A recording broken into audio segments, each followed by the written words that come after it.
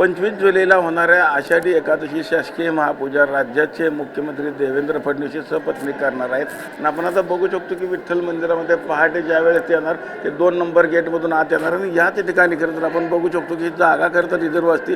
मुख्यमंत्री दोघंही सपत्नीक या ठिकाणी बसतील आणि त्यानंतर ते या पलीकडच्या हॉलमध्ये जे भाविक बघतो आपण ह्या ठिकाणी सगळे हे जे VIP आहेत ते VIP खरं तर ह्या ठिकाणी बसलेले असतात आणि यावर्षी मंदिर समितीनं पूर्ण तयारी जरी केली असली तरी जे CM साहेबांबरोबर येणारे जे काही VIP आहेत त्यांची संख्या मात्र खरं तर यावर्षी कमी केलेली आहे। आपल्याबरोबर मंदिर समितीचे अध्यक्ष गहिनीनाथ महाराज आवश्यक महाराज कशा पद्धतीनं खरं तर नियोजन असणार आहे? बरोबर रात्री 2:20 या राज्याचे मुख्यमंत्री आदरणीय श्री देवेंद्रजी फडणवीस साहेब सहकुटुंब सहपरिवार येऊन श्री विठ्ठलाची व माता रुक्मिणीची वारकऱ्यांच्या धर्मपत्नी समवेत संपन्न करतील। ते येताना पहिला जो 1 नंबर गेट आहे तो नैवेद्याचा गेट आहे, तिथून देवाला दाखवणारा नैवेद्य आत येतो।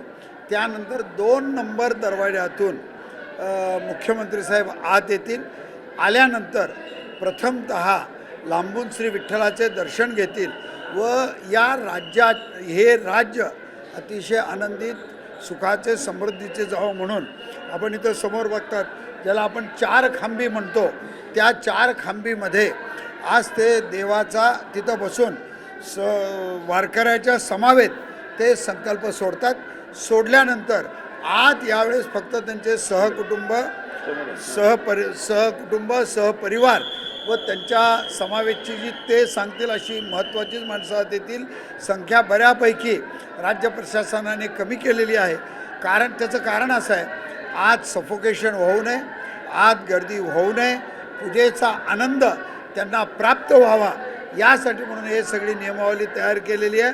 त्यांच्या समवेत आलेले सर्व वारकरी VIP मंडळी आज आपण इथं 16 खांबीमध्ये आज आपण इथं त्यांना बसवतो। विठ्ठलाच्या पूजेला आणि रुक्मिणी मातेच्या पूजेला टोटल किती वेळ जाणार आहे? बरोबर 2:20 श्री विठ्ठलाची महापूजा सुरुवात होईल।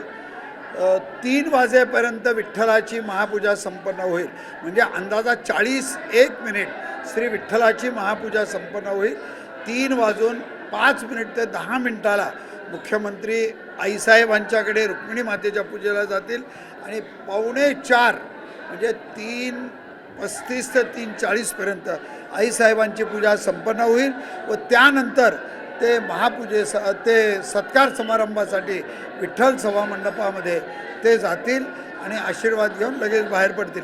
या दरम्यान मुखदर्शन हे चालू राहणार आहे, म्हणजे फक्त पदस्पर्श दर्शन बंद होणार आणि मुखदर्शन पूजा टायमाला चालू असणार। हो, पदस्पर्श दर्शन बंद राहील आणि मुखदर्शन मात्र चालू राहील असं राज्य प्रशासनाकडून कळवण्यात आलेलं आहे। एकंदरीत पूजेची पूर्ण तयारी झालेली आहे, संपूर्ण महापूजेची तयारी झालेली आहे आणि आम्ही सगळे उत्सुक आहोत की या राज्याचे मुख्यमंत्री येऊन तमाम महाराष्ट्राच्या जनतेचं प्रतिनिधित्व घेऊन महापूजा संपन्न करण्यासाठी।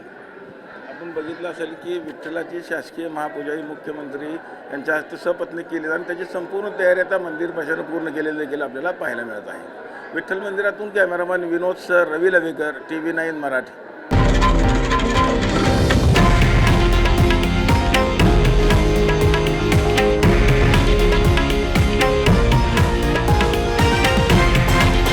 हे आहे देशातील नंबर 1 न्यूज नेटवर्क आणि आपण पाहत आहात TV9 मराठी, एकमेव।